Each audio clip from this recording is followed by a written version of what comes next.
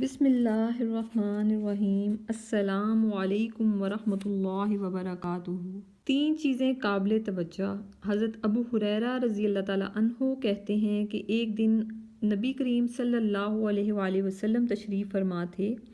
ایک شخص نے حضرت ابو بکر صدیق رضی اللہ تعالیٰ عنہ کو برا بھلا کہنا شروع کر دیا۔ سرکار علیہ الصلوۃ والسلام اس کی باتیں سن کر تعجب فرماتے تھے اور مسکراتے تھے۔ جب اس شخص نے حضرت ابو بکر صدیق رضی اللہ تعالیٰ عنہ کو بہت برا بھلا کہا تو حضرت ابو بکر رضی اللہ تعالیٰ عنہ نے اس کی بعض باتوں کا جواب دیا۔ اس پر نبی کریم صلی اللہ علیہ وآلہ وسلم ناراض ہوئے اور وہاں سے اٹھ کھڑے ہوئے۔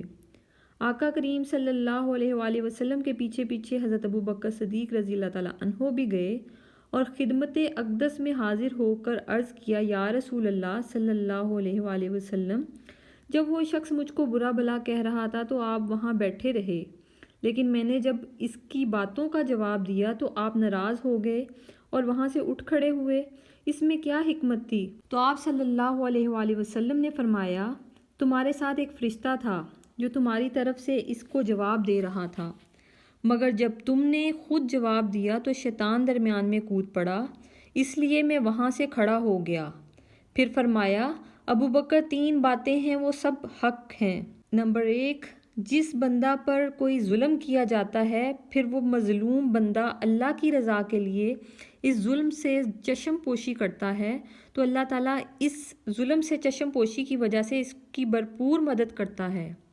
دوسرا، جو بندہ عطا و بخشش کا دروازہ کھولتا ہے تاکہ اس کے ذریعے اپنے قرابت داروں اور مسکینوں کے ساتھ احسان اور نیک سلوک کرے تو اللہ تعالیٰ اس عطا و بخشش کی وجہ سے اس کے مال و دولت میں اضافہ کرتا ہے۔ تیسرا، اور جو شخص سوال و گدائی کا دروازہ کھولتا ہے تاکہ اس کے ذریعے سے اپنی دولت کو بڑھائے تو اللہ تعالیٰ اس گدائی کی وجہ سے اس کے مال و دولت کو کم کر دیتا ہے۔ اللہ پاک سمجھ بوجھ دے، سرکار کی باتیں سمجھنے کی، ان پہ عمل کرنے کی توفیق دے۔ جزاک اللہ خیر۔